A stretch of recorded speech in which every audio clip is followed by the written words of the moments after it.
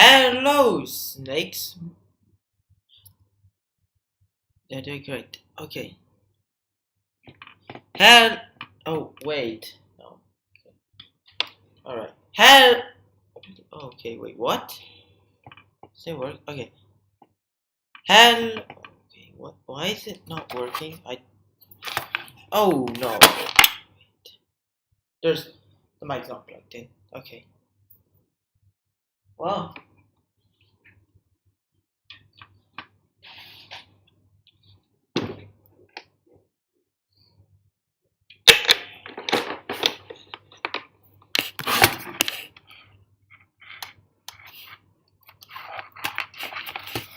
Now we're on.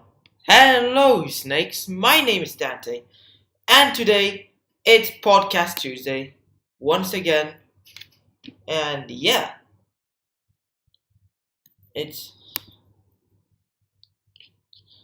so there's more Modern Horizons 2 spoilers.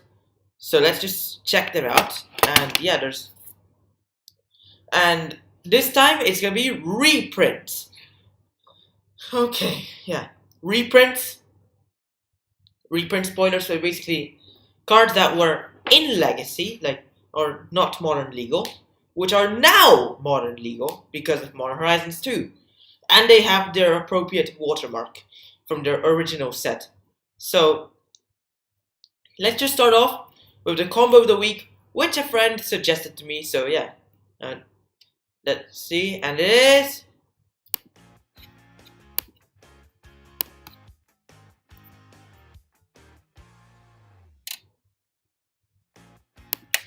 Helm of Obedience, Rest in Peace combo. So yeah, that is a combo Ahmad suggested me, and it is actually very powerful. Next week's combo is also going to be his, so yeah, I'd like to thank him for this combo and next week's combo. So basically, it's 2-card combo where you basically ingest someone out completely, because Helm of Obedience is a 4-mana artifact with 1 X and tap. Target player mills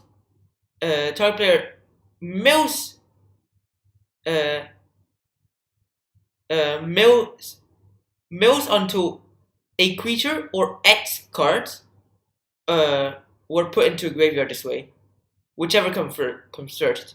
If a creature is put into a graveyard this way, sacrifice Helm of Obedience and put it onto battlefield under your control. But you can't choose 0 for X. So, yeah.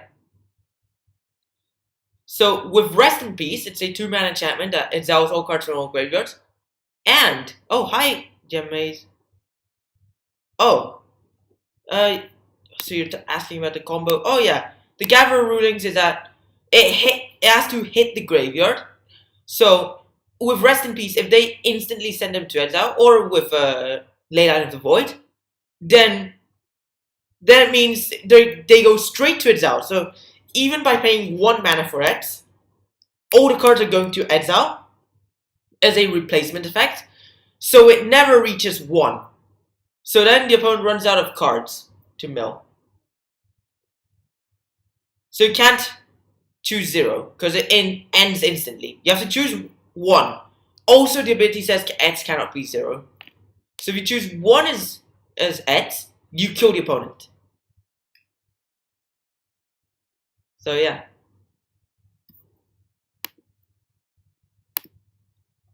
That is correct. Yeah, it's so yeah, that it's the Gatherer ruling has to be until you hit until a creature gets to the graveyard or X cards go to the graveyard. Because even when it hits a creature, since it's not going to graveyard and it's going straight to exile, then it doesn't end. It actually never ends. You just pay 1 for X and you mill someone completely, and send them to exile with this combo. This is just broken. Yeah. Leyline of the Void, so that Leyline of the Void, because then Rest in Peace will not affect you. Yeah. So yeah. Still works. It's just a turn 4 combo or turn 5 combo, which It's just a commander combo, but yeah, it's actually cool. Yeah, yeah. Friend showed me this as yeah. It's a very. Have I read Leyline of the Void? What do you mean by dread? Okay, I don't understand what you're saying. You said have you? Oh yeah, I know. I read Leyline of the Void. I mean, yes, I did read what it does. It said if yeah, you can get it down for free. But I mean, if you don't run Leyline of the Void, if you're playing white and not black, then you can use Rest in Peace. Yeah, works also with Leyline of the Void. I just put Rest in Peace because I think it's a superior card to Leyline of the Void. But I mean, I can understand. Leyline of the Void, you don't generally hardcast it. It only works if you have it on opening hand, because then you get for free. Yeah. And then it's a one-sided. It doesn't hit you. It just hits the opponent. Also, the thing is that with Helm of Obedience, it since it taps itself upon activation, it only kills off one person every turn. Like with this combo. So by turn 5, you can kill the first person, or earlier if you can ramp Soul Ring or Mana Crypt. So yeah. So if you get so you can turn one a so you can actually if you have the ideal opening hand of a Leyline Void, Helm of the Obedience, land, Soul Ring, and Mana Crypt, you can actually get Helm of Obedience down by turn 1. So then by turn 2, you can kill someone. I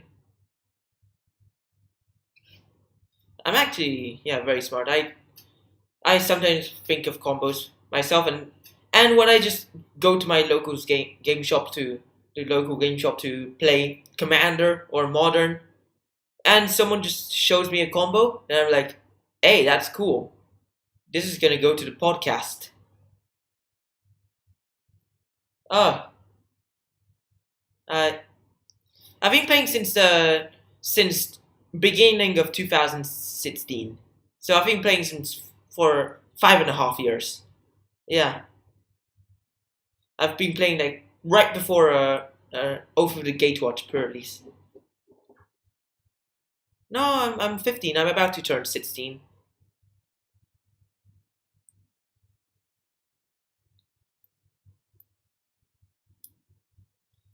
Yeah. Hmm.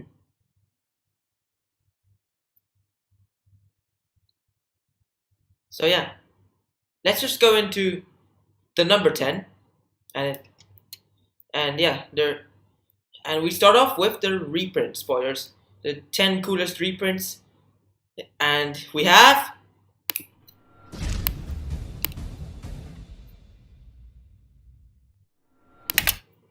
Titania, Protector of Argoth, a really good commander card. It's 5 mana, 5/3 legendary elemental with when to battlefield.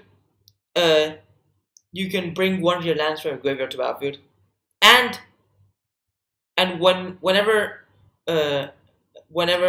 one of your lands die, you create 5/3 green elemental. Just pay attention. Whatever land you control is put into graveyard from battlefield, not whatever land is put into your graveyard from battlefield. There's different. It's different. So if you steal a land and then it dies, then you get the token.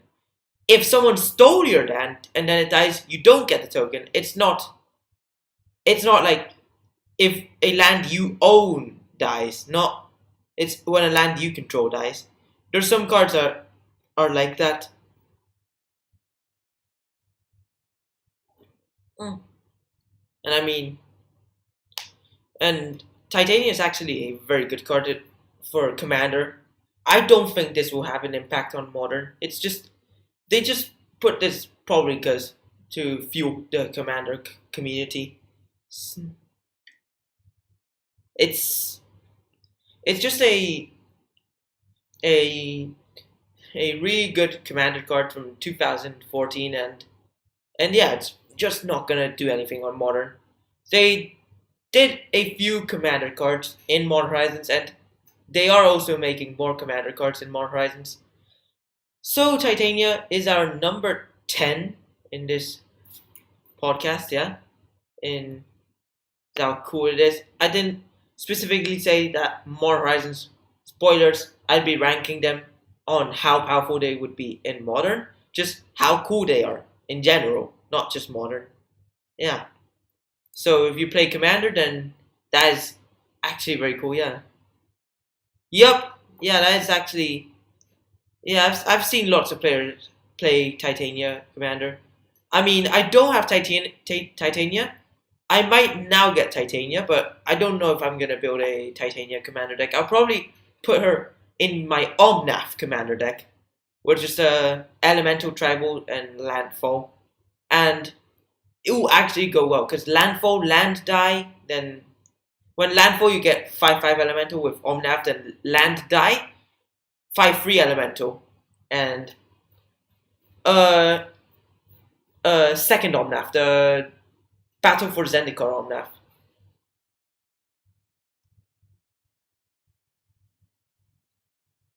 Yeah,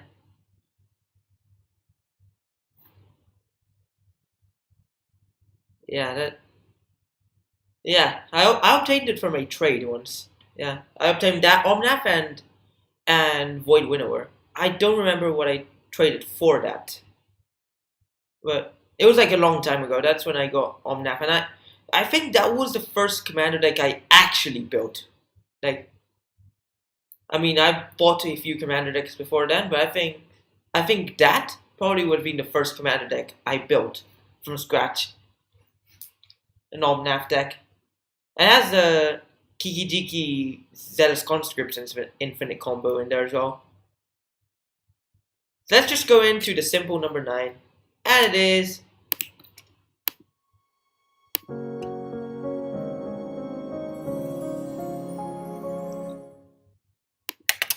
Upheaval. It's just cool. I mean, it's banned in Commander, but it's a cool card nonetheless. It's just so cool. I would say 6 mana sorcery that bounces all the permanents. Oh my god. That is just a very powerful card. It's banned in Commander for a reason. Like, it just bounces everything. It's like a super cyclonic rift. Like, it's cheaper, even hits permanents. I mean, it hits you as well, and sorcery speed. Oh, and you don't have the 2 mana single target option. Ah, it's still better because I mean they banned it probably because it ruins commander games, because it bounces all the lands even and resets everything. Oh, yeah, that's just insane.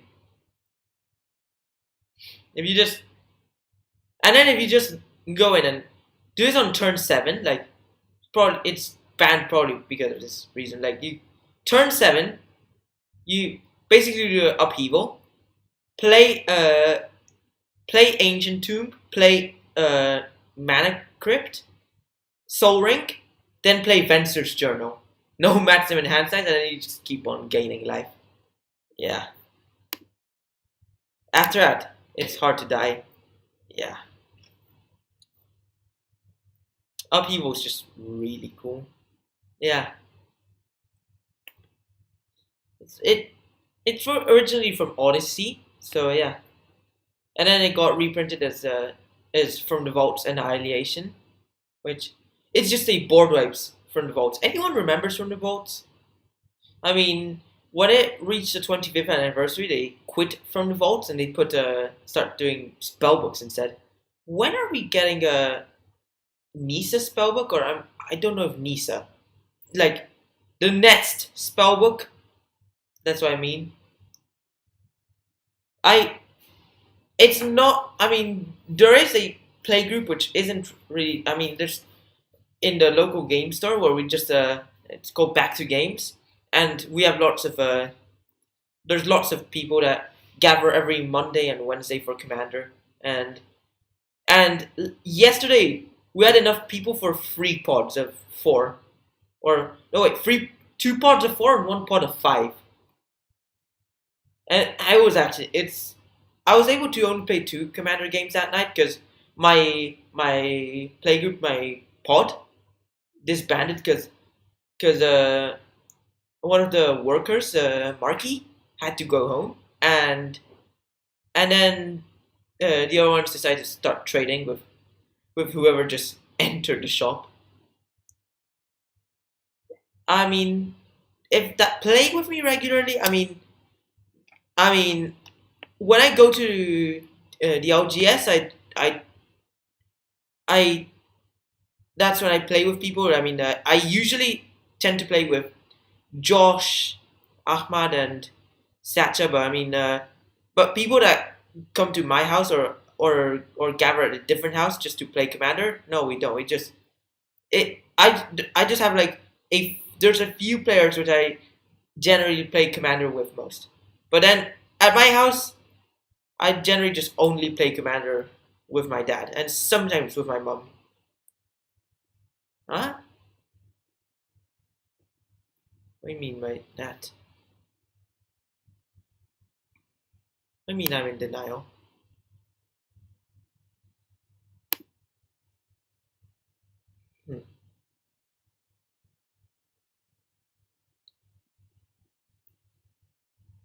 Ah, I use multiple decks, but I mean, I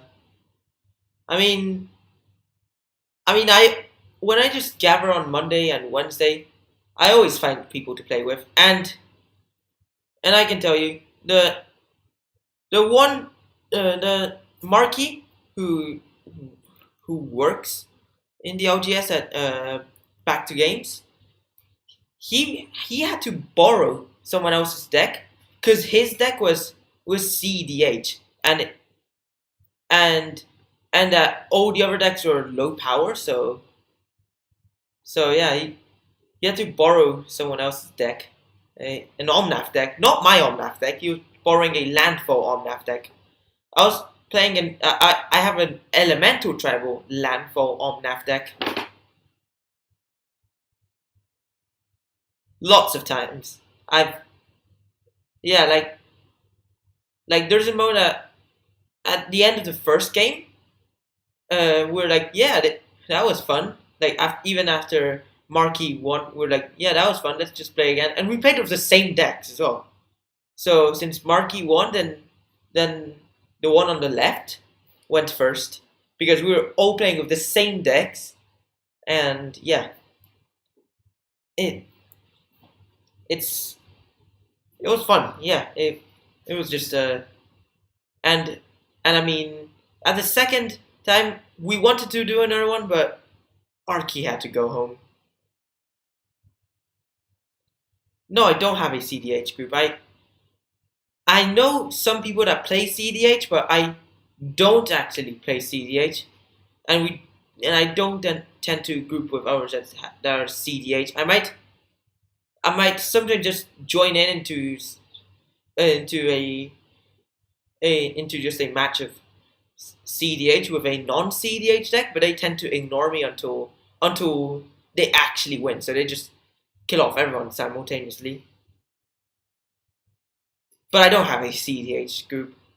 I there was an alternate group chat for CDH, but the game shop was enforcing them to not play CEDH, and just it's a complicated issue, the CEDH thing in UA. So yeah, I mean I've known lots of CDH players like Marky has a CDH Elsha deck, and and he decided to borrow someone else's deck to not use. No, I don't. I actually don't buy singles for Commander. I buy singles for Modern and other formats, just not Commander. Just I spend money on other competitive on competitive formats. I don't buy cards for Commander. I use cards from pre-built Commander decks, unused Modern cards or something like that, and cards obtained from booster packs. So and use those. I don't play precons. I don't. I think you're missing a point. I play. Uh, I open booster packs and I use those cards to put them into my commander deck. For example, Locust God. It. I mean, there's a few cards that which I have in there that I got them for my birthday, but then there's some cards like, for example, Mermaid. That was one from a Throne of Eldraine booster, and then stuff like Omniscience. I didn't buy that. I got it from a M19 booster, and many other cards. I don't buy cards for Commander. I just use the cards I opened from booster packs, and a few other cards that I bought but I'm not using. Which when I buy the cards, it's for Modern, and if I'm not using them in any Modern deck because they're banned or the deck is dead or something, then I will use it in the Commander deck. So for example, why not use Hogak? I mean,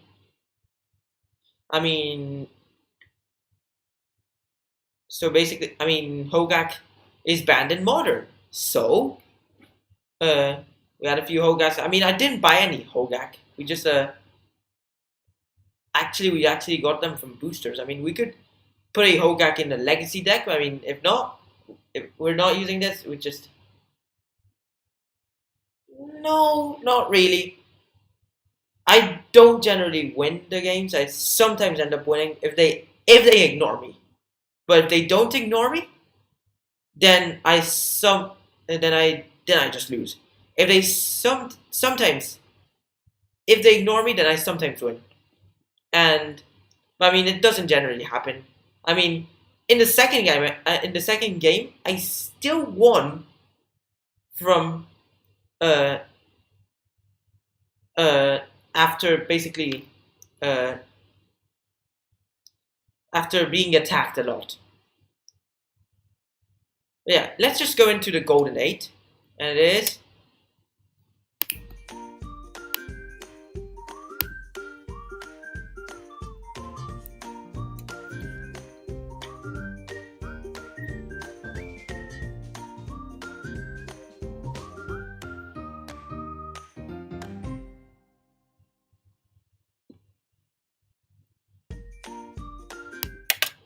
Cabal Coffers. It is a land that you can pay 2 mana and tap it to add black for each swamp you control. So I'm just saying, it's, for example, stuff like Cabal Coffers. I don't buy cards specifically for Commander. I see lots of people with stuff like Cabal Coffers in their deck, and they're like, whoa, Cabal Coffers, interesting. And I mean, now with Modern Horizons 2, if I open it from a booster pack, then I'd use Cabal Coffers. But currently, instead of using Cabal Coffers, I'm using stuff that I opened from the booster pack, from a Dominaria booster pack. I use Cabal Stronghold, which is just a land that taps for colors, or you can pay 3 mana and tap it to add black for each basic swamp you control. Not swamp, basic swamp. So I mean, this is a very cool card, and I hope to get it from a booster pack. Since it's a Commander card and it's not going to be played in Modern, then I won't get it in. I won't buy it. I'll just probably hope to get it from a booster. Lake of the Dead. Ooh. Just selling Cabal Coffers and Lake of the Dead. Oh my god. The deadly combo. Oh, these. Well, not really deadly combo. These 2 powerful cards. Oh, yeah. I mean, Lake of the Dead, if I buy it, it's going to be for a Legacy deck, but not for Commander. I once was playing Legacy at GP Bologna, and there's this guy who's playing Reanimator Deaths, and he had Lake of the Dead in there. If I'm not wrong, it's the land that basically taps for black. If it is entered battlefield, you have to sacrifice a creature, sacrifice a swamp, or otherwise you have to sacrifice this, and you can tap for black, or sacrifice a creature to tap for 4 blacks. If I'm not wrong, right? That's the one? I mean, it's just that Reanimator Dark Depths deck, and he had that land.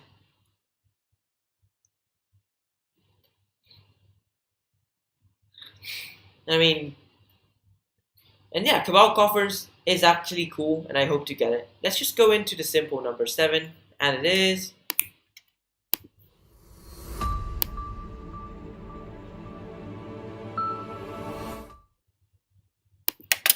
Wonder! Okay. Ignite. So Wonder. 4 mana 2/2 incarnation. Flying, and if it's in your graveyard and you have an island, then your creatures fly. So you don't want to kill this. And I mean you're not gonna hardcast it in modern if it's gonna be played in modern. You just somehow discard it, and there you go, your creatures fly. It's just levitation, but for free. Like, without having to.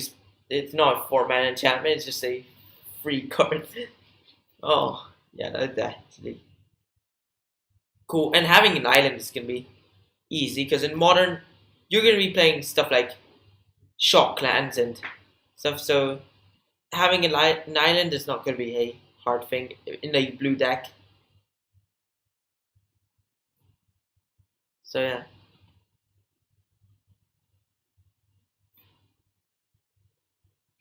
So yeah, and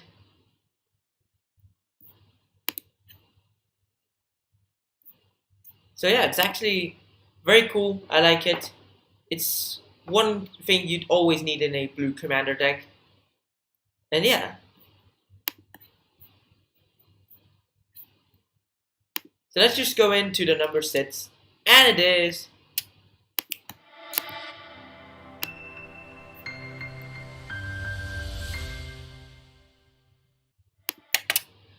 Neverose Disc, 4 mana artifact that enters tapped, and you can pay 1 and tap it to destroy all artifact creatures and enchantments. A board wipe artifact that goes into any color. That is just good. Really cool. And it's just an artifact that breaks things. Oh, you can give indestructible somehow, then it doesn't destroy itself. And I mean, good thing Lattice got banned, because otherwise, Lattice with Neverose Disc, oh my, it's gonna break everything. Literally. Oh yeah. Because then it turns everything into artifacts. Okay, destroy everything. So yeah. Let's just go into the number 5. And it is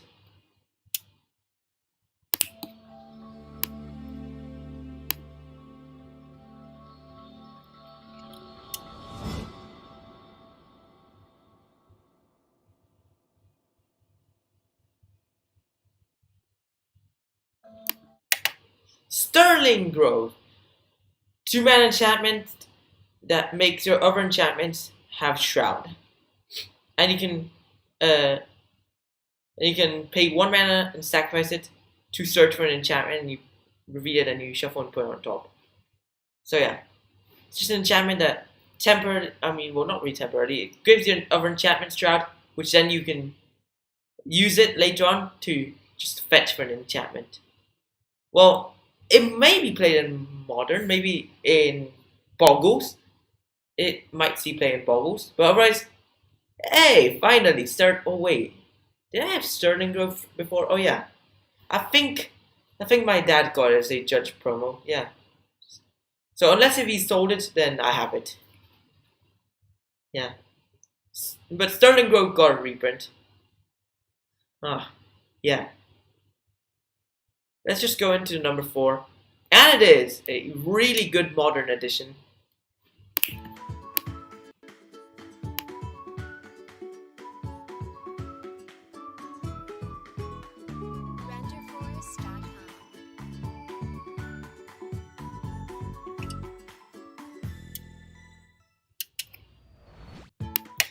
look at all those prowess players just seeing the spoilers, or even just other strategies and stuff.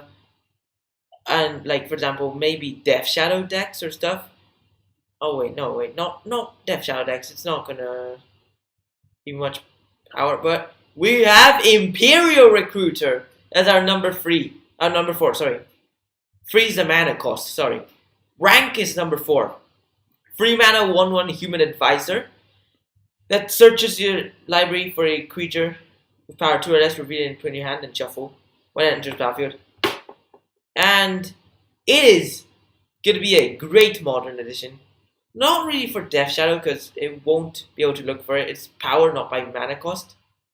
It's not like Ranger Vios and Ranger Captain of Vios. Imperial Recruiter and Recruiter of the Guard are just opposites to each other. 3 mana, 1/1 Imperial Recruiter searches for power 2 or less. Recruiters of the Guard is just 3 mana, 1/1 Human Advisor that goes for toughness 2 or less, which I actually ended up winning in a Legacy tournament. And then there's Spellseeker, 3 mana, 1/1 Human Wizard, I think, that searches your library for an instant or sorcery with mana cost 2 or less. Read and put in your hand and shuffle. But yeah, Imperial Recruiter, it's in modern now. Now what? We just gotta wait for Recruit of the Guard and Spellseeker. They're not gonna be all in the same set. I don't think they will. If they do, then they'll have to complete the cycle. Like a green card that searches for an artifact that costs 2 or less, and then black would search for an enchantment that costs 2 or less. No wait, green would search for land. And then black would search for an artifact or enchantment, but that's not in their color pie. I don't know why would they do that. Or actually, a card that costs a black one that makes you lose 3 life, then you search for a card that costs 2 or less. Lose 3 life? No, or lose 2 life, I don't know. 3 might be too much. Let's just go into the number 3. Golden 3, and it is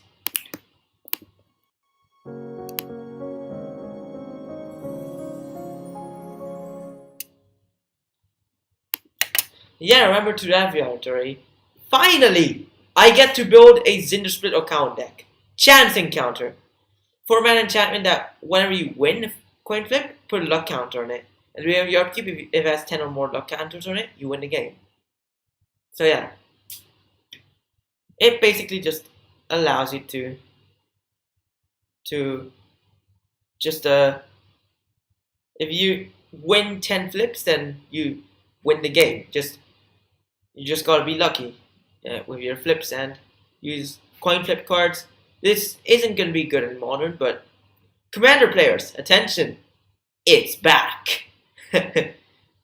Just get your Cinderspin and account cards and oh, that's why. Oh wait, no.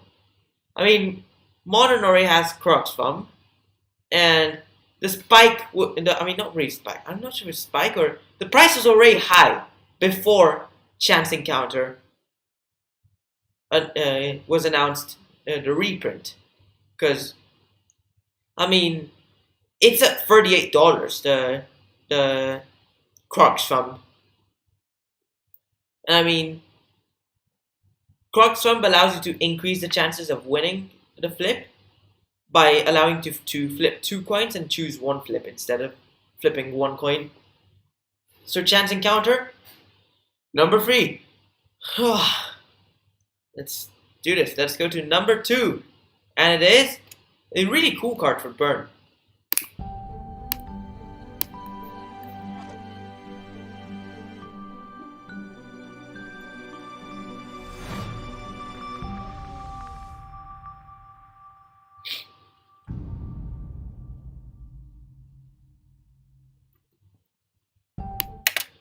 Flame Rift, 2 mana sorcery that hits both players for 4 damage. Well, yeah. This is gonna be very cool because in because in modern now burns can be able to use this. Only one or two copies of it. I don't know what's it gonna replace with. It's just a weaker Boros charm. Sorcery speed. I mean, it replaces White with generic, but sorcery speed hits you as well and doesn't allow the option to give your creature double strike or give your permanents indestructible. But hey, Flame Rift. It's back. This is actually cool. It might see play, I don't know. I'm pretty sure it will. It's played in Legacy, so why not Modern? But Legacy's mono red, that's the thing. This is mono red for sure is gonna play this. Red white? Probably. Let's just go into the number one. And it is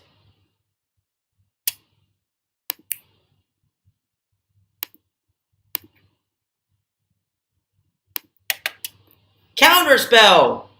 It's back! The second best counterspell in the game. And it's back. 2 mana instant that counters a spell. Yeah. It's gonna have a big impact on Modern. It's gonna be played everywhere, and every blue deck's gonna have this, and yeah, even if it's not control. And it might be facing a quick ban. I mean, mana drain's banned in Legacy. It's just that also grants you mana. But number one, Counterspell, it's back! Let's go! There we go. And it's also uncommon though.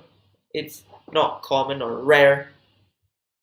Yeah, could have been rare. But hey, what we got to say? It's back. So, congratulations. You've reached the end of the podcast. So why don't you like and subscribe and follow if you aren't already. Share with friends. Stay tuned to my next videos, streams, and podcasts. Podcasts we live every Tuesday. So stay tuned to them. Watch my other videos too. Thanks for watching. Hope you enjoyed it. And bye.